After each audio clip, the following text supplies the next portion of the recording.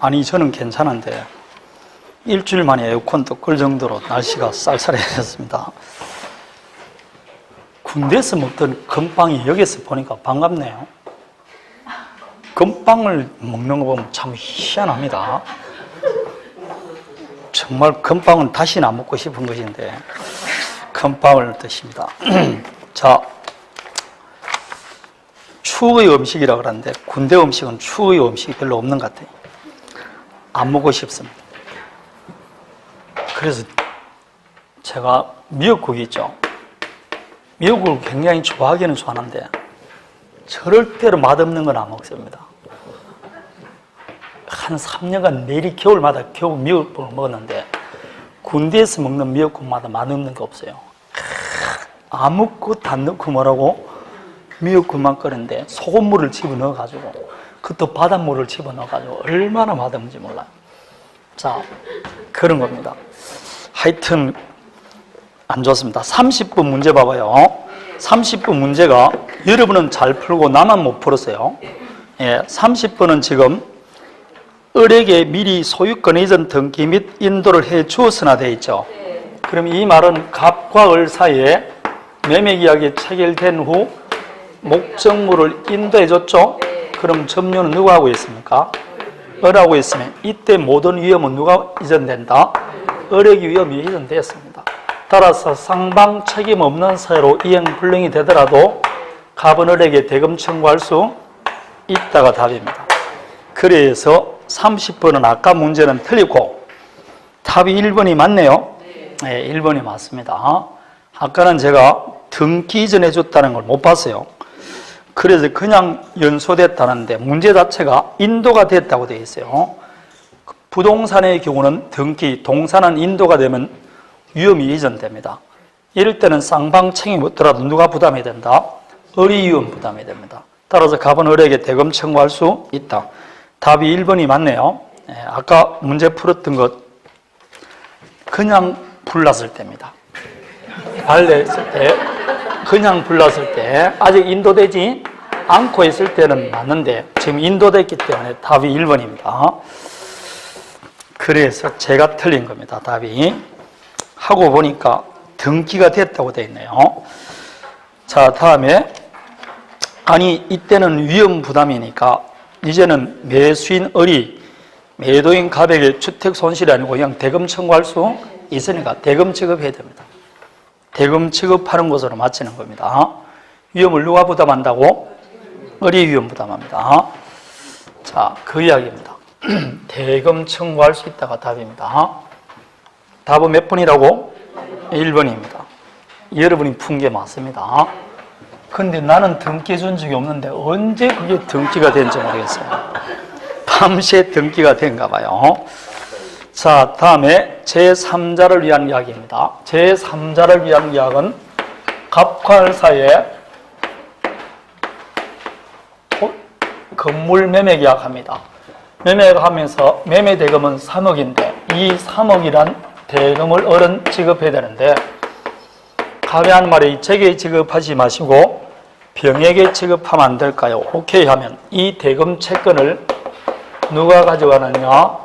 병이 가져갑니다. 그럼 병은 이 매매의 당사자입니까? 아니죠. 이렇게 매매의 당사자, 즉 계약 당사자가 아닌 사람, 그게 제3자겠죠. 이렇게 계약의 당사자가 아닌 제3자에게 이 계약상 발생된 권리를 직접 취득시키는 내용의 계약을 제3자를 위한 약관입니다. 그럴 때 합시다 하는 사람이 요약자, 오케이 하는 사람이 낙약자고, 요 사람은 제3자인데 흔히 제3자는 간단히 수익을 받기 때문에 수익자다 이렇게 말합니다. 그럼 여기서 제3자를 위한 계약의 당사자는 누굽니까? 요약자와 낙약자죠. 여기에서는 제3자를 위한 무슨 계약이었습니까? 매매계약. 제3자를 위한 매매계약 했잖아. 제3자를 위한 전세계약, 제3자를 위한 임대차 계약, 제3자를 위한 보험계약, 제3자를 위한 운송계약 여러 가지 할 수 있습니다. 그럴 때 요 왼쪽에 있는 사람을 우리는 한꺼번에 묶어서 요약자, 오른쪽을 뭐라고? 낙약자 그럽니다. 계약세는 요약자, 낙약자 쓴다, 안 쓴다? 안 쓰면 당연히 매도인, 매수인 이렇게 쓰는 겁니다. 자, 그러면 이 제3자를 위한 계약의 당사자는 누구라고? 요약자와 낙약자가 계약의 당사자입니다. 따라서 당사자이기 때문에 계약의 당사자가 가지고 있는 권리, 흔히 말할 때 계약을 해지한다든지 취소한다든지 부당이득 반환 청구한다든지 원상회복 이런 거는 누가 한다? 요약자와 낙약자가 합니다. 이 말은 이거는 수익자가 하면 돼, 안 돼? 수익자는 계약의 당사자가 아니기 때문에 당사자가 가지고 있는 권리는 행사할 수 없습니다. 그러면 여기서 이 을은 왜 3억이란 막대한 대금을 병에게 지급할까요? 그는 을과 갑 사이 뭘 했으니까? 매매계약을 했으니까 한 거죠. 그렇지 않습니까? 낙약자가 수익자에게 대금을 지급할 때는 그 대금을 지급하는 원인관계가 존재해요. 갑과 알 사이 무슨 관계? 매매계약. 그럼 갑은 아파트를 판다, 건물을 매각한다, 토지를 매각하면서 그 대금을 왜 지가 안 받고 병에게 주느냐? 그거는 갑과 병 사이 무슨 법률 관계가 있겠죠? 옛날에 돈을 빌렸다. 금전 소비대차를 했거나 공짜로 주는 계약, 정의계약 등을 했겠죠. 이렇게 요약자도 제3자를 위한 계약을 하게 된 원인관계가 존재합니다. 이렇게 갑월병 간의 원인관계가 존재하는데 그 관계 중 요약자와 낙약자의 원인관계를 우리는 뭐라 한다? 보상관계라고 그래요. 이 보상관계는 제3자를 위한 계약에 영향을 미친다, 안 미친다? 예? 여기 미치는 사람도 안 미치는 사람이 있다니까. 그게 시험장 할 때마다 나오는데 언제나 틀리고 그렇습니다. 근데 이게 마음이 편한 상태에서 물어보는데 틀리면 시험장에 갔을 때는 잘 안 나와요, 그게. 갑과 을의 보상관계가 지금 여기는 무슨 관계입니까? 그래, 뜬구름 잡지 말고 매매계약이잖아. 이 매매계약이 무효 취소해줘야 되는데 여러분은 병에게 대금 지급하겠느냐고 안 주지 마지. 그럴 때 갑과 알 사이 매매계약이 사기일 이후로 취소됐어요. 그럼 원래 여러분 같으면 병에게 대금 지급하게 안 하게? 안 하죠. 그런데 병이 스님입니다. 그럴 때는 대금 지급해야 된다. 거절할 수 있다. 거절할 수 있죠. 이때 병은 보호받는 제3자가 아니에요. 따라서 병이 스니 당이든 관계없이 을은 이 보상관계에 의한 모든 항변권을 수익자에게 주장할 수 있는 겁니다. 그런데 반해서 요약자와 수익자의 관계입니다. 이 관계는 우리 지금 금전 소비대차나 정역이야기죠. 이걸 우리는 대가관계라고 해요. 대가관계는 영향을 미친다, 안 미친다? 절대로 안 미칩니다. 따라서 갑과 병의 대가관계가 무효라는 이유를 들어서 을에게 부담하는 등기이전 거절할 수 없고, 갑과 병의 정역이야기 무효라는 이유를 들어서 을은 병에게 대금 지급 거절할 수 없습니다. 아니 됩니다. 설사 갑과 병의 대가관계가 무효라도 을은 이를 이유로 병에게 자기 채무 거절할 수 없어요. 갑과 을 사이에 보험계약이 체결됐어요. 그런데 보험금은 병에게 지급하기로 했어요. 두 사람 사이에 정역계약을 한 겁니다. 그런데 그 나중에 정역계약이 무혐의 밝혀졌어요. 그래도 보험회사 을은 병에게 보험금 지급 거절하면 안 돼요.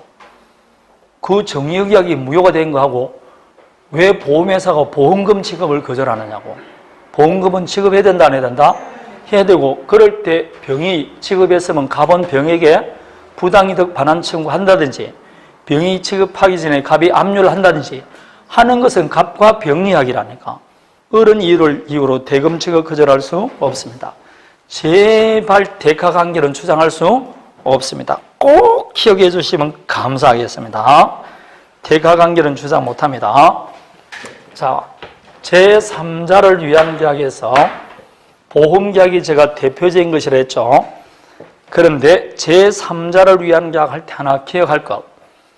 인수란 말이 나오는데 병존적 채무인수는 제3자를 위한 계약이 맞아요. 그런데 나머지 인수자는 아닙니다.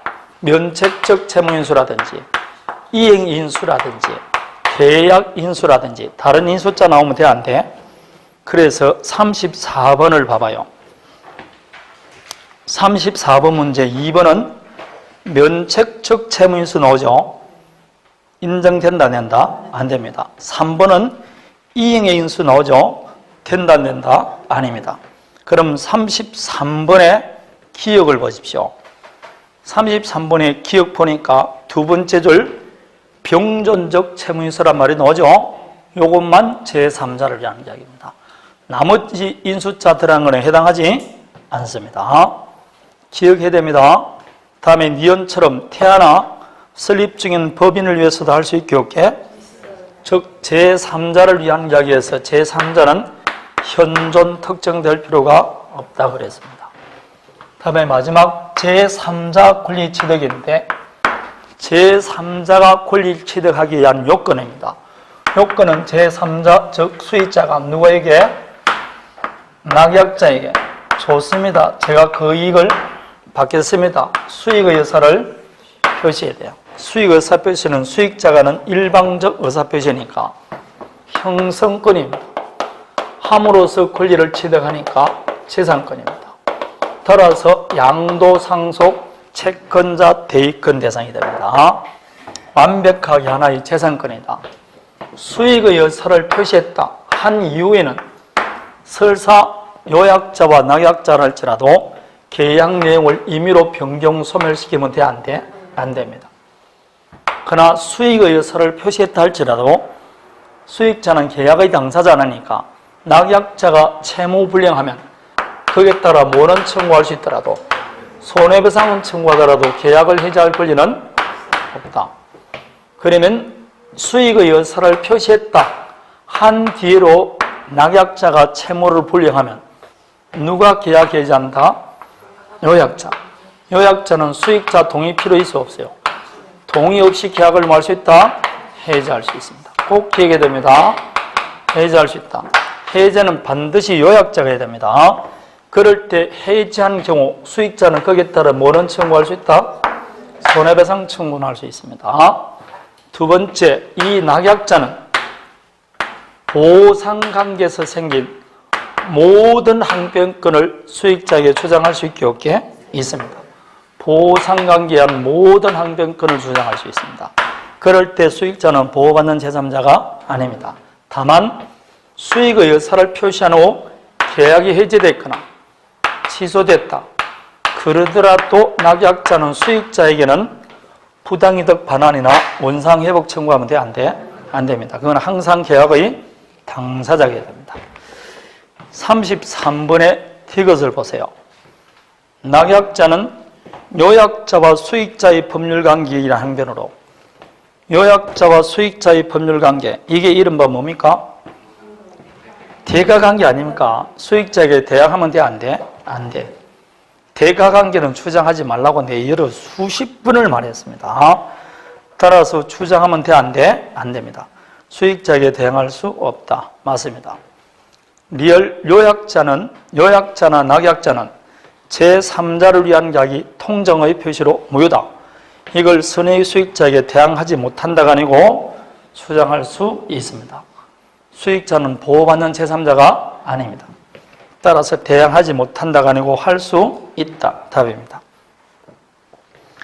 35번입니다. 35번의 기억. 수익의 의사를 표시한 수익자는 직접 이행을 청구할 수 있고 요약자가 위 수익의 의사를 표시한 후 낙약자의 기책사유로 해지를 하면 낙약자에게 뭐는 청구할 수 있다? 손해배상 청구할 수 있습니다. 니은 유상상목이야기의 경우 요약자는 낙약자가 채무를 이행하지 않으면 제3자 동의 없이도 해지할 수 있게 없게 있습니다. 디귿 해제된 경우 이미 제3자에게 이행한 낙약자는 제3자에게 원상회복 청구하면 돼? 안 돼? 아니 됩니다. 아니 됩니다. 그 이야기입니다. 36번입니다. 자, 36번은 문제 자체가 병은 수령의사를 표시했어요. 즉 수익의사를 표시했습니다. 1번 X주택 소유권이전 의무가 갑의 과실로 이행 불능이 됐다. 을은 병의 동의 없이 해지할 수 있다. 해지할 때는 병 동의 필요 없습니다. 요건을 갖추면 다 할 수 있습니다. 2번 갑과 병 사이의 금전 소비 대차. 갑과 병 사이의 금전 소비 대차는 대가관계죠. 그게 취소되더라도 갑을 간의 매매 계약은 유효입니다. 아무 영향을 미치지 않습니다. 3번 갑을 간의 매매 계약이 사기일요로 취소됐다. 병이 그 사실을 모르더라도 선의의 제3자로서 보호받지는 못합니다. 따라서 취소됐으니까 어른 대금 지급 거절할 수 있습니다. 4번 만약 병이 갑의 대리인입니다. 에라 수익자가 아니고 뭐라고? 대리인이다. 그런데 대리인이 상대방 을을 기망해서 계약이 체결됐으면 상대방 을은 병의 대금 지급을 거절할 수 있을 뿐이고 취소할 수 없다 되어 있는데 상대방 입장에서는 본인과 대리인은 동일시할 수 있는 사람이죠. 따라서 대리인이 상대방을 사기강박하면 본인이 알았든 몰랐든 취소할 수 있습니다. 답은 4번이 되겠죠. 5번은 아까 했습니다. 해제된 경우 마지막 줄 병을 상대로 대금 반환 청구할 수는 없습니다. 절대로 병에게는 부당이득이나 원상회복 청구하면 돼? 안 돼? 아니 됩니다. 아니 됩니다. 자, 38번을 봅니다. 38번에 거기에 병에게 취급하기로 됐다. 2번을 봅니다. 갑과 을이 합의에 의해서 병의 권리를 변경 소멸시킬 수 있음을 미리 유보했습니다. 제가 방금 수익의 여사를 표시한 이후에는 요약자와 낙약자라도 수익자의 권리를 변경 소멸시킬 수 없다 했죠. 그러나 수익자의 동의를 얻거나 미리 그 권한을 유보하는 경우는 가능해 안 해? 가능합니다. 여기는 미리 그 권한을 유보했다 되어 있죠. 그럴 때는 수익의 여사를 표시한 후에도 병의 권리를 변경 소멸시킬 수 있다라고 말해야 됩니다. 미리 그 권한을 유보했을 때는 가능합니다. 다음에 이 병이 수익을 얻기 위해서는 수익의 여사를 표시해야 되는데 안 합니다. 그럴 때는 낙약자는 누굴 찾아서 수익자에게 수익의 받을 거요 말 거요 채굴할 수 있어 없어요? 그게 3번 이야기입니다. 을이 병에게 상당 기간을 두고 이익 향수 여부 확답을 채굴했음에도 불구하고 병이 그 기간 내에 확답을 받지 못했죠? 그럼 수익을 거절한 것으로 봅니다. 맞습니다. 4번 병이 수익의 여사를 표시했어요. 그러더라도 갑은 여전히 을을 상대로 병에게 이행할 것을 청구할 수 있어 없어요? 수익의 여사를 표시했다 해서 요약자의 권리 의무가 소멸되는 거 아닙니다. 여전히 낙약자에게 빨리 병에게 이행할 것을 청구할 수 있게 없게 있습니다. 예컨대 20일 날 중도금 주기로 했다. 근데 을이 병에게 중도금 안 줍니다.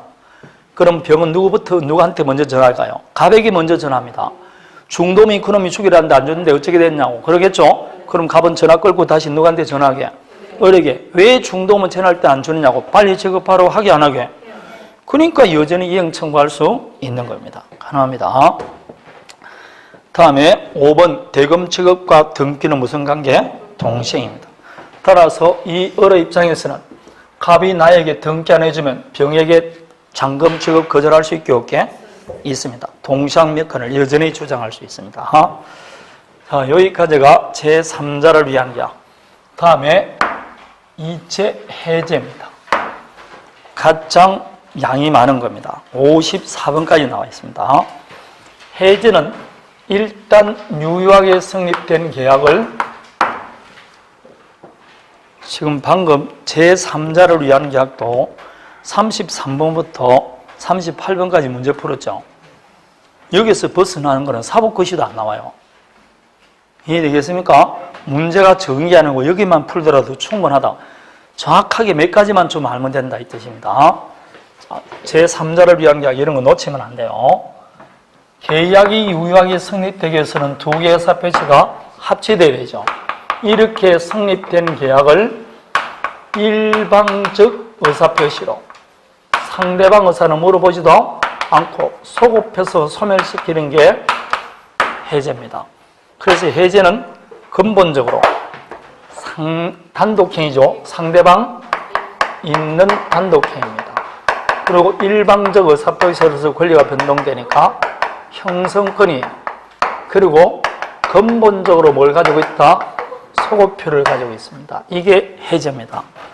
그럼 해지자는 해제권자 입장에서는 좋지만 당하는 사람 입장에서는 불리아니에요. 엄청나게 불리하죠. 이미 성립된 계약을 상대방 의사는 물어보지도 않고 해지를 하니까. 그래서 이런 해지를 함부로 하면 돼? 안 돼? 안 됩니다. 그래서 어떻게 하면 해지할 권리가 발생되느냐? 해제권 발생 원인에 따라 두 가지를 나눈 겁니다. 첫 번째, 우리 이런 사유가 있으면 해지하자고 미리 해지할 사유를 약정할 수 있어 없어요? 그 약정된 사유가 발생할 때 해지하는 게 약정해제입니다. 예컨대 토지 매매 계약 체결한 다음에 밑에 특약합니다. 그린벨트가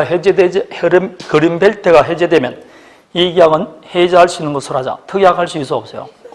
그 그린벨트가 해제됐을 때 매수인이 계약 해지하는 겁니다. 그렇게 미리 하기로 뭐 했다?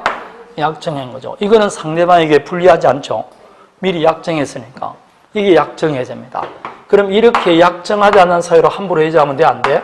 안 됩니다. 그럴 때는 오로지 법에 규정된 사유로만 해지할 수 있는데 우리 민법은 15가지 계약 중에 개별적으로 이런 사유가 있으면 해지한다고 규정이 되어 있고 그 외에 모든 계약에 공통된 해제 사유를 계약법 총론에 규정이 되어 있어요. 모든 계약에 공통된 해제 사유가 채무불이행입니다. 그 채무불이행 중에서도 우리 민법에 규정되어 있는 건 몇 가지? 두 가지. 이행지체와 이행불능 이 두 가지밖에 없어요. 시험에도 100% 이 두 개가 나오는 겁니다. 544, 46 그렇습니다. 그래서 채무불이행이 있을 때는 해지할 수 있다. 그거 외에는 당사자 약정된 사유로만 해지할 수 있습니다. 그러면 이 약정 해제에 관한 것도 우리 민법 법정 해제에 관한 규정을 준용할까 안 할까요? 할까요 안 할까요? 준용합니다. 준용합니다. 그래서 소급해서 소멸한다. 제3자의 권리를 해하지 못한다. 금전을 반환할 때는 받은 날로부터 이자를 가산하라. 선악 불문하고 받은 것부 전부 반환하라. 다 적용됩니다. 다만 약정해제는 채무불이행이 아니니까 손해배상에 관한 규정이 적용이 없을 뿐입니다. 그러나 지금부터는 우리는 무슨 해제 본다? 법정해제를 보면 되겠죠. 약정해제는 무슨 약정인지 모르니까 그걸 봐야 되는데 요것과 구별할 제도가 있어요. 요게 합의해제입니다. 합의해제는 다른 말로 뭐라고? 해제 계약입니다. 완전히 다르죠. 우리가 말하는 해제는 단독행위지 않습니까? 이거는 단독행위가 아니고 계약이라니까, 계약. 이거는 완전히 다른 개념입니다. 아저씨 이 계약을 해지할까요? 라고 뭐 하면 청약하면 상대방이 오케이라고 상락해서 새로운 계약이 만들어지는 겁니다. 이거는 계약 자유원칙상 자유롭게 할 수 있어 없어요? 있습니다. 이럴 때 상락은 묵시적 상락도 돼야 안 돼? 묵시적 상락도 가능합니다. 그 묵시적 상락되는 대표적인 것이 40번 문제 보세요. 합의해제 나오죠? 40번 문제 봐보세요. 명시적, 묵시적으로 할 수 있다. 2번 보십시오. 명시적 유보 없이 매도인의 제공한 해제에 따른 정상금을 수령했다 되어 있죠. 그게 대표적인 묵시적 해제입니다. 예컨대 갑과 할 사이에 건물 매매계약 체결되고 계약금 4천만 원, 중도금 1억 줬어요. 그런데 이렇게 돈 다 받고 난 다음에 매도인이 갑자기 아저씨 제가 사정상 계약을 못하게 됐다. 받았던 돈 1억 4천을 줄 테니까 해지할 건 안 될까요? 라고 말합니다. 해지에 따른 정상금을 주는 겁니다. 그럴 때 이 을이 아무런 이의 없이 뭐였다? 이의 없이 이걸 수령했다니까. 수령했다는 거 뭐 오케이란 말을 볼 수 있습니까? 없습니까? 이게 묵시적 합의해제예요. 그럴 때 갑이 하란 말이 무슨 소리입니까? 해지를 하고 싶으면 4천만 원 주서는 안 되고 배액인 4천 더 주세요. 못하겠습니다. 라고 말했습니다. 거절한 거죠. 그래서 갑이 공탁을 해놨어요. 근데 3일 뒤에 설거분이 이 공탁금을 뭐 했다? 수령했습니다. 그게 3번입니다. 이미 받은 대금을 공탁하였는데 매수인이 아무런 이유 없이 공탁금을 수령한 겁니다. 이 두 가지가 묵시적 합의해제라고 합니다. 이런 게 뭐라고? 합의해제입니다. 물어봅니다. 이 합의해제는 우리 민법 법정해제에 관한 규정을 준용한다 안 한다? 예? 지금 이게 제일 중요한 말이라고. 할 때마다 했는데 여러분 할 때마다 까먹잖아요. 점수가 그래서 안 올린다니까. 이거는 준용되고 이거는 준용 안 되니까 중요하니까 항상 외우라는 거 아닙니까? 이거는 계약이라니까, 계약. 우리 민법 단독행위가 적용될 리가 있느냐고. 오늘 그게 문제도 나왔잖아, 그게. 합의해제는 합의 내용에 따라지 우리 민법 법정해제에 관한 규정이 준용되지 않는다고. 따라서 받은 날로부터 이자, 가산 이런 거 적용돼, 안 돼? 안 된다 이 말입니다. 적용 안 됩니다. 다 같이 준용되면 뭐 하려고 지금 내가 공부를 하겠어요? 안 되니까 하는 거지. 적용 안 됩니다. 그러나 합의 내용이 달라요. 합의 내용. 그런데 이 해제든 저 해제든 요 해제든 초 해제든 모든 해제에 공통되는 건 세 가지예요. 소급해서 소멸해요. 되겠습니까? 다음에 해제가 되면 물건은 바로 벗게 됩니다. 187점. 무슨 해제든 똑같아요. 이 해제든. 다음에 제3자의 권리는 하지 못한다. 이거는 모든 해제에 공통적으로 적용됩니다. 이 해결은 똑같습니다. 자, 그러면 40번에 4번을 봐봐요. 합의 해제의 효력은 합의 내용에 결정되고 나옵니까? 거기 나오는 거 합의 내용 아닙니까? 그래서 이자를 가산하라는 548조는 적용돼 안 돼? 안 된다 이 말입니다. 안 됩니다. 그리고 5번 소멸시효 대상이 된다. 조금 이따가 우리 보겠지만 해제가 되면 187조죠. 이때는 원상회복 청구는 물건적 청구이 아니고 채권적 청구이 아니고 물건적 청구입니다. 그러니까 소멸시효 걸릴 리가 없죠. 그래서 틀린 겁니다. 자, 다음에 39번 보세요. 39번 앞에 갑니다. 4번을 보십시오. 합의해제의 경우 채무불능으로 인한 손해배상 청구할 수 있어 없어요? 합의해제인데 무슨 채무불능입니까? 아니지. 적용 없습니다. 5번 받은 날로부터 이자 가산할 필요 없어요. 다음에 1, 2, 3번이 실권약관입니다. 실권약관은 자, 갑과을 사이에 토지 매매계약이나 부동산 매매계약 하면서 특약합니다. 특약 1. 중도금을 약정기일 날 주급하지 않으면 이 계약은 무효라고 계약금은 몰수한다. 이렇게 약정합니다. 그런데 진짜 중도금 지급기일 날 중도금 지급 안 했어요. 안 하면 뭐 할 필요도 없이 최고할 필요 없고 해제한다고 의사 표시할 필요 없이 그 날짜에 자동적으로 이 계약은 소멸됩니다. 이렇게 일정한 사유가 있으면 계약은 자동 무효가 되거나 해제되기로 약정한 걸 뭐라고? 실권약관이다. 이렇게 말합니다. 되겠습니까? 실권약관입니다. 그래서 39번의 1번을 보면 실권약관은 해제권을 유보한 것이 아니고 채무자의 채무불이행을 뭐라고? 해제조건부라는 조건부 능력으로 범위를 본다. 이 말은 무슨 뜻인가 하면 이 계약은 쭉 유효하죠. 근데 중도금 미지급이라는 조건이 성취되면 이 계약은 자동적으로 무효가 됩니다. 소멸되는 거죠. 그러니까 결국 중도금 미지급을 무슨 조건? 해제조건부라는 겁니다. 그래 이걸 해제조건부 계약이라 하기도 하고 실권약관이다 하기도 합니다. 요약집 135페이지를 펴보면 실권약관이라 되어 있고 가로 안에 뭐라고 되어 있다? 해제조건부 계약이라고 되어 있을 겁니다. 그래서 자동적으로 소멸됩니다. 자, 그런데 똑같이 특이하게 했어요. 잔금을 지급하지 않으면 이 계약은 무효라고 계약금 몰수한다 했어요. 근데 잔금 미지급하면 자동 해제되게 안 되게? 안 돼요. 특이하게 없으면 잔금과 등기는 무슨 관계? 동시행 관계에 있으면 아니 됩니다. 그래서 39번에 2번을 보면 중도금을 약정한 일자에 나오죠. 마지막 줄 자동 해제됩니다. 그러나 3번처럼 잔대금 지급 기일을 지일까지 지급하지 못하면 자동 해제된다는 취지의 약정이 있더라도 매도인이 잔금 지급기일에 뭘 제공해야 된다? 등기 이행 제공해야 됩니다. 그래야만이 자동 해제되지. 그러지 않으면 30일 잔금 지급기일이 되더라도 자동 해제되지는 않습니다. 그래서 항상 이 문제는 중도금이냐 잔금이냐를 구별해서 기억하라고 그랬어요.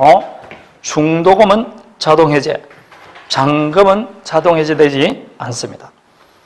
요약집 135페이지를 펴보면 박스 나와 있고 그 박스에 1번은 중도금, 2번은 잔금이라 나와 있고 그걸 그대로 문제 만들어서 39번, 2번, 3번 만드는 겁니다. 되겠습니까? 자, 지금부터는 이제 뭘 본다? 계약 해제 요건 효과부터 보도록 하겠습니다. 계약 해제는 크게 이제 보면 요건이 있어요. 요건은 계약 해제는 이행 지체와 뭐가 있다? 이행 불능이 있죠. 그래서 이 두 개를 보는 거죠. 그리고 해제권 행사가 있어요. 행사는 단독행위니까 상대방이 단 의사표시를 하면 되겠죠. 근데 법조문에 계약의 해제 의사표시는 이를 처리하지 못한다고 되어 있어요. 그래서 해제는 뭘 못한다? 처리를 못합니다. 조금 전에 계약의 청약 도의를 처리 못한다 했죠. 해제도 처리를 못합니다. 그리고 당사자 일방 또는 상방이 수인일 경우 해제 의사표시는 그 전원으로부터 전원에게 하라. 1인에 대한 해제권이 소멸되면 다른 사람 해제권도 소멸한다. 그게 행사입니다. 다음에 이제 효과 이렇게 나오는 겁니다. 그런데 이행지처로 인한 계약 해제는 모든 경우 채무불이행이 되기 위해서는 채무자에게 뭐가 있어야 된다? 기책사유가 있죠. 채무자의 고의과실로 이행할 수 있음에도 불구하고 이행을 뭐하고 있다? 지체하는 거죠. 그럼 바로 해제합니까? 최고해야 됩니까? 상당 기간을 최고하고 그래도 이행하지 않으면 계약을 해제할 수 있어요. 여기서 쌍무계약의 경우는 이행하지 않더라도 이행지체가 아니니까 쌍무계약의 경우 이행지체를 이유로 계약을 해제하기 위해서는 먼저 자기 채무를 이행 또는 이행 제공해서 어디에 빠뜨린다? 이행지체에 빠뜨린 다음 최고 해제할 수 있습니다. 여기까지는 잘 안 나와. 왜냐?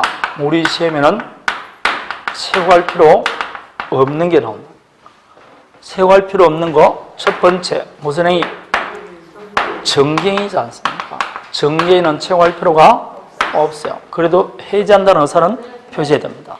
두 번째, 상대방이 미리 불령 의사를 표시했습니다.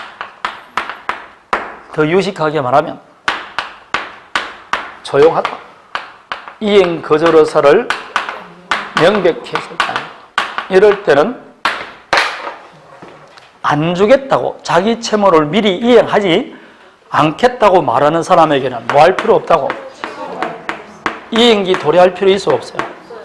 안 하겠다는 사람한테 기다리면 뭐합니까? 쌍무계약이라도 자기 채무 이행 채무할 필요 있어 없어요? 없어요. 결론적으로 뭐라고? 즉시입니다.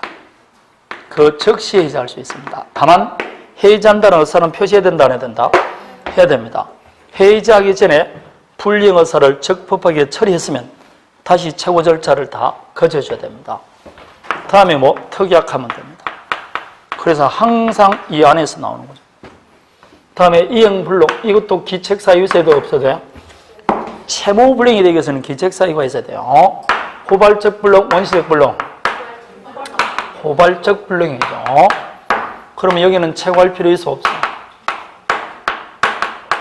홀랑 불났는데 최고하면 뭐합니까? 불능일 때는 최고를 요하지 않습니다. 최고 시험이 많이 나오잖아. 불능인데 무슨 최고를 합니까? 불능일 때는 최고할 필요 있어 없어요? 이행기 도래할 필요 있어 없어요? 불이 났는데 이행기 도래하면 뭐합니까? 자기 채무 이행 제공할 필요 있어 없어요? 그래서 이때도 적시라고. 적시 해제할 수 있습니다. 여기에서 두 가지를 봅니다. 갑과 할 사이에 매매계약이 체결됐어요. 그런데 매수인의 기책 사유로 갑의 채무가 이행불능이 됐어요. 매도인의 채무가 이행불능이 됐는데 누구의 기책사유? 매수인의 기책사유로 이행불능이 됐어요. 기책사유 있는 매수인은 불능을 이유로 해지할 수 있어 없어요? 없어요. 이게 가능하면 하기 싫으면 불지를 버리면 된다 했지 않습니까? 그렇게 쉽게 말해줬다고. 응? 그게 그 말이지 않습니까? 근데 시험에는 그렇게 안 나온다니까. 이렇게 했을 때 해지할 수 있냐 물어본다니까. 근데 반은 틀려요, 시험장에 보면. 자, 갑과할 사이 매매 계약이 체결됐어. 그런데 중도금은 줬는데 매수인이 잔금을 안 줍니다. 계속 안 줘요. 안 주니까 갑이 잔금 달라고 안 주니까 계약을 해지했어요. 누구의 기책사유로 해제됐냐? 매수인의 기책사유로 해제가 됐어요. 해제된 이후에 갑이 다시 을에게 와서 잔금 달라고 합니다. 이 말은 해제된 이후에 다시 본래대로 이행하라고 청구를 해요. 그럴 때 기책사유 있는 을은 당신이 해제했으니까 나는 못 해주겠다. 거절할 수 있게 없게. 있어. 이 양자는 다르다고. 잘 기억해야 된다. 이게 요건입니다. 요건. 자, 그러면 44번을 먼저 봅니다. 이게 이행지체에 따른 계약해제입니다. 이행지체에 의한 해제권이 발생되기 위해서는 1번 기책사유가 있어야 되고 2번 미리 이행거절 의사를 표시하면 채고할 필요 없고 3번 이행거절 의사를 표시하면 이행기 도래 전이라도 해제할 수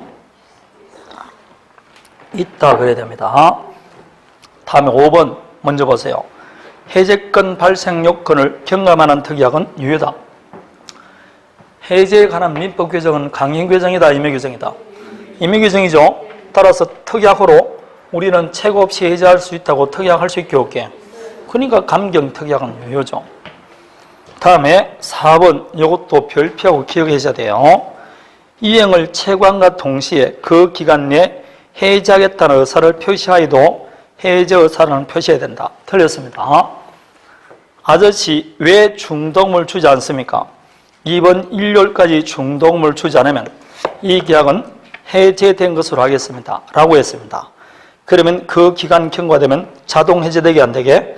자동 해제됩니다. 다시 말 필요 없이 해제한다는 의사 표시할 필요 없이 자동 해제됩니다. 그래서 이런 해제 의사 표시도 유효다라고 말했습니다. 요약집 136페이지를 펴보세요. 136페이지를 펴보면 밑에서 5번째 줄 동그라미 2번이 나옵니까? 나옵니까? 거기에 소정기간 내 이행이 없으면 계약은 당연히 해제된다는 의사를 표시하는 의사표시를 수만하는 채무도 유효고 그 기간 경과로서 따로 해제 의사 표시하지 않더라도 계약은 해제된 것으로 봐야 한다 라고 나와 있는 겁니다. 그게 채무와 동시에 해제된다고 미리 이야기한 건데 이게 뭐 정지조건부 해제사 표시라 그렇게 말해요. 정지조건부 해제사 표시입니다. 이 말은 왜 중도금을 주지 않습니까? 당신이 안 줬으니까 저는 뭐 하겠다? 계약을 해제하겠다. 근데 해제의 효과는 언제 발생하냐? 오늘 발생하는 게 아니고 언제? 해제의 효과는 언제 발생하는 게 아니고 일요일까지 중도금 출했죠. 그 중도금 미지급이라는 조건이 성취되면 그때 해제의 효과가 발생하는 겁니다. 그러면 조건이 성취됨으로써 효력이 발생하는 조건이 무슨 조건? 그러니까 중도금, 즉 채무 불이행을 정지조건으로 해제 의사 표시하는 겁니다. 그럼 일요일까지 중도금 딱 안 줬죠? 그럼 뭐 할 필요 없이 채고가 아니라니까 해제 의사 표시 없이 이 말입니다. 자동 해제된다고. 채고는 지금 했잖아. 이게 채고잖아. 아까부터 채고 없이 그러면 채고가 아니라니까.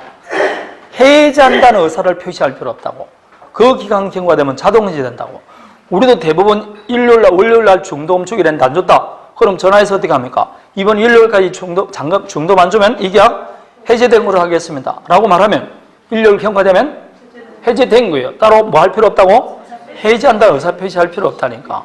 이게 자주 나오니까 꼭 기억하라고. 실사에서 그렇게 한다니까. 그러고 해야 돼. 외워야 돼. 이거는 이게 몸에 좋은 거예요. 다시 41번을 가봅니다.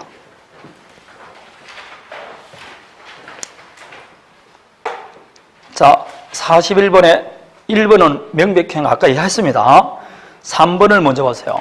일방 당사자 계약 위반 이유로 계약을 해지하였다면 특별한 사정이 없는 한 계약을 위반한 당사자도 그 해제 효과 주장할 수 있게 없게. 방금 말했잖아. 을의 기책 사유로 계약 해지됐다니까. 이 을도 당신이 계약을 해지했으니까 나는 이행 못하겠다고 할 수 있어 없어요? 있어. 자기의 기책 사유로 해지된 자도 해제 효과 주장할 수 있습니다. 이게 틀린 게 아니고 맞는 이야기예요. 내 비록 당신에게 손해배상하는 것은 변론하고 당신이 해지했으니까 나는 더 이상 계약을 이행 못하겠다 주장할 수 있습니다. 그리고 받았던 거 돌려달라 할 수 있습니다. 다음에 목적물이 타인에게 양도되어 전세권 설정 등기 이행이 불능됐다. 키포인트는 불능입니다. 불능이면 뭐 할 필요 없습니까? 채고할 필요도 없고 자기 채무 이행 제공할 필요도 없이 즉시 해제할 수 있습니다. 5번은 부수적 채무불량을 이유로는 해제할 수 있어 없어요? 없습니다. 부수적 채무불량으로는 허용되지 않습니다. 2번입니다. 채무 이행의 최고액이 본래 이행할 채무액보다 현재의 과다채고죠. 근데 그 과다채관 채권자가 채관 금액을 제공하지 않으면 수령 거절할 것이 명백하다. 근데 지금 중도금을 4천 주기로, 중도금을 1억 주기로 했는데 1억을 못 줬어요. 이행을 마구 했다? 지체하고 있습니다. 그럴 때 매도인이 매수인에게 왜 이행을 중도금을 안 줍니까? 채고를 합니다. 채고하면서 어떻게 하느냐? 중도금 1억과 그 미지급에 따른 손해배상 3억 4억을 주지 않으면 저는 뭐 하겠다? 해지하겠다고 채고를 한 거예요. 이게 무슨 채고라고? 과다채고예요. 근데 이 과다채고가 너무 현저하잖아요. 그리고 이 3억마도 주지 않으면 값은 수령하지 않을 것이 명백합니다. 그럼 이거는 채고로 소요를 이길 수 없어요. 없어요. 이거는 채고한 것으로 보지 않습니다. 이것은 채고로 소요 효력이 없습니다. 효력이 있다 했으니까 틀렸습니다. 채고로 소요 효력을 인정해주지 않습니다. 자, 과다채고에 관한 겁니다. 다음에 43번, 42번에 4번을 보십시오. 이행불능의 경우는 채고 없이, 맞습니까? 이행기 기다릴 필요도 없이 해제할 수 있습니다. 불능은 아무것도 할 필요 없습니다. 즉시 해제할 수 있습니다. 43번, 이게 우리 시험에 한번 나왔죠. 채고를 요하지 않고 해제할 수 있는 경우. 채고 요하지 않는다는 것은 결국 뭐 불능자 찾으면 되겠죠. 아니면 정갱이를 찾아보든지 미리 불령 의사를 표시했다든지 이런 걸 찾으면 됩니다. 사정 변경은 뭐 해제하는 경우도 있는데 원래 이름은 사정 변경을 이유로 해제하는 경우 뭐 할 필요 없다? 채고할 필요 없어요. 그래서 실제로 다음은 채고를 요하지 않고 해제할 수 있는 경우다. 틀린 것 돼 있죠? 그럼 제가 말하는 거 좀 이따 하는데 사정 변경을 이유로 해제를 인정한 판례는 없는데 해제한다 하더라도 뭐 할 필요는 없다고? 채고할 필요는 없다는 겁니다. 다음에 2번은 휴환이 불가능하다고 되어 있죠. 그럼 불능입니다. 그럼 뭐 할 필요 없고 채고할 필요 없습니다. 다음에 3번 정갱이라고 나옵니다. 채고할 필요 있어 없어요? 없죠. 다음에 4번 모두 이행하지 않고 이행기 경고했다. 아니라 이행 지체네요. 당연히 채고해야 됩니다. 다음에 계속적 계약 관계에서 채무자와의 신뢰관계를 파기하고 계약 이행을 현저히 곤란하게 하는 불신행위가 있죠. 이럴 때는 더 이상 계약을 이행할 수가 없으니까 채고 없이 바로 계약을 해지할 수 있습니다. 그래서 4번이 답입니다. 이행기 경고가 있으니까 이행 지체입니다. 이런 문제 50문제 나왔으면 좋겠어요. 자, 다음에 45번입니다. 1번 또 시험에 출제됐어요. 당사자 일방이 이행하지 않겠다는 의사를 명백히 표시했어요. 그럼 채고 없이 해제할 수 있죠. 근데 해제하는 의사는 표시해야 됩니다. 하기 전에 상대방이 그 불이행 의사를 적법하게 처리했습니다.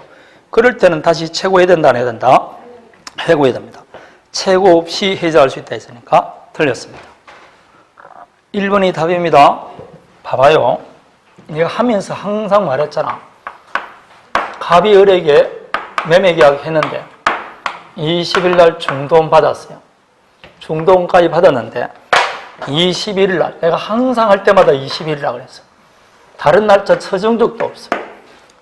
그리고 항상 노란 글을 썼어. 뭐라고 그러면서 이야기할게. 우리 큰아들이 부동을 났기 때문에 나중에 뭘 못 주겠다고?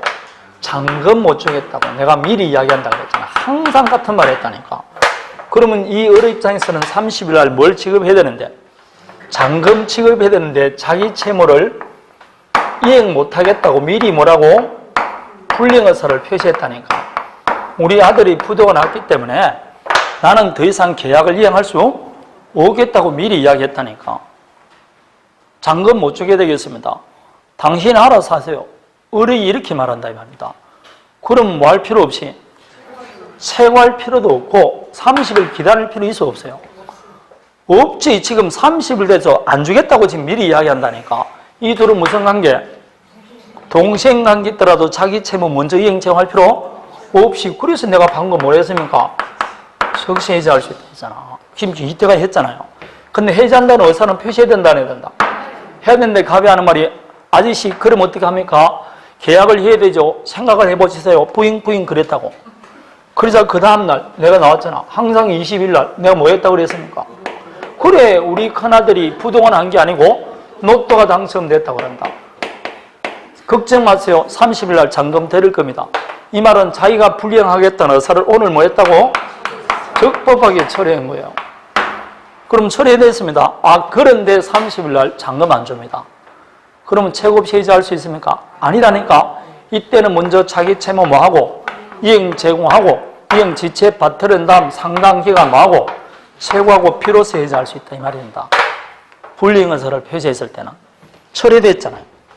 적법하게 해야 됩니다. 다음에 2번 했죠. 협력 의무 불이행을 이유로는 손해배상만 청구할 수 있지 계약 해제는 못한다 했습니다. 3번은 불능이 되면 체고 없이 해제할 수 있다고 그랬고, 5번은 전원으로부터 전원에게 한다. 맞죠? 다음에 4번입니다. 법정 해제를 배제하는 약정이 없으면 약정 해제권 여부는 법정 해제 성립에 영향을 미칠 수 없다. 여러분, 우리 앞으로 이런 사유가 있으면 해제하자고 미리 해제할 사유를 약정할 수 있어 없어요? 그 약정 해제가 있죠? 그러더라도 채무 불이행이 있으면 법정 해제할 수 있어 없어요? 법정 해제는 약정 해제한다 해서 법정 해제 못하는 게 아니고, 약정 해제란 이런 뜻입니다. 우리 민법에 이행지체나 이행불능 등 법률에 규정된 사유가 있으면 해제할 수 있어 없어요? 그게 법정 해제요. 그거 외에 추가로 우리 이런 사유가 있으면 해제하지 않은 게 약정 해제지. 약정 해제했다 해서 법정 해제 못하는 거 아니다 이 말입니다.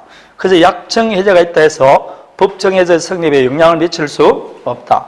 약정 해제가 있더라도 여전히 법정 해제할 수 있다 이 뜻입니다. 다음에 46번 사정 변경인데, 이 사정 변경은 그게 뜻이 뭐? 계약의 기초가 됐던 객관적 사정이 변경된 걸 말해요. 갑과 알 사이에 토지 매매 계약을 했어요. 그래서 토지를 매매대금을 3억 하기로 했어요. 그런데 갑자기 중도금까지 줬는데 우리나라에 화폐 계획이 돼서 억 단위가 1000 단위로 바뀌어버린 겁니다. 그러면 이거는 채무 불이행과는 관계없죠? 근데 지금 계약의 기초가 됐던 금액이 억이었는데 뭐로? 1000이라는 사정이 변경된 겁니다. 이게 계약의 기초가 됐던 사정이 변경됐어요. 이를 이유로 계약 해제할 수 있냐? 이게 사정 변경에 의한 계약 해제입니다. 그러면 사정 변경에 의한 계약 해제할 때 이 변경 사정은 첫 번째 채무 당사자 일방의 뭐가 없고 기책 사유 없이 변경이 되고, 변경이 됐음에도 불구하고 본래대로 계속 계약을 이행한다면 신의 측에 현저히 반하는 결과가 나오고, 그럴 때 해제할 수 있다는 겁니다. 그럼 이때 사정이란 계약의 기초가 됐던 객관적 사정을 말합니다. 따라서 계약의 기초가 되지 아니한 사정이나 일방 당사자의 주관적 개인적 사정은 해당하지 않습니다. 예컨대 우리나라 서울이 수도가 서울에서 대전으로 바뀌었다. 토지계약 해지하면 돼, 안 돼? 이거하고 무슨 관계가 있습니까? 이 계약의 기초하고 이거하고 관계가 없다니까. 억이천호로 바뀐다니 이런 것들이 해당되는 겁니다. 그래서 계약의 기초가 됐던 객관적 사정입니다. 주관적 개인적 사정은 해당하지 않아요. 여기는 체고할 필요 없습니다. 바로 해지할 수 있습니다. 그런데 사정 변경을 인정한 판례는 있어 없어요? 한 건도 없다 그랬습니다. 그래서 1번 예견할 수 없던 현장 사정이 변경된 경우로 책임 없는 사유로 생긴 것이고, 2번 본래 계약대로 구속력을 인정한다면 신의 측의 현저는 반하는 결과가 될 것이고, 3번은 주관적 사정을 고려해서는 아니 됩니다. 4번 계약의 기초가 되지 아니한 사정이 변경된 것은 해당하지 않습니다. 지방자치단체로부터 매수한 토지가 공공공재에 편입됐다. 음식점 건축이 불가능하게 됐다. 이거는 사정 변경이다 아니다? 아니죠. 이거는 매수인이 그 토지를 매수해서 개, 돼지를 키울지 음식점을 건축할지는 매수인의 주관적, 개인적 사정에 불과합니다. 해당하지 않습니다. 그래서 해당 안 하는 거죠. 자, 이제 효과를 봅니다. 좀 쉬었다 할까요? 네.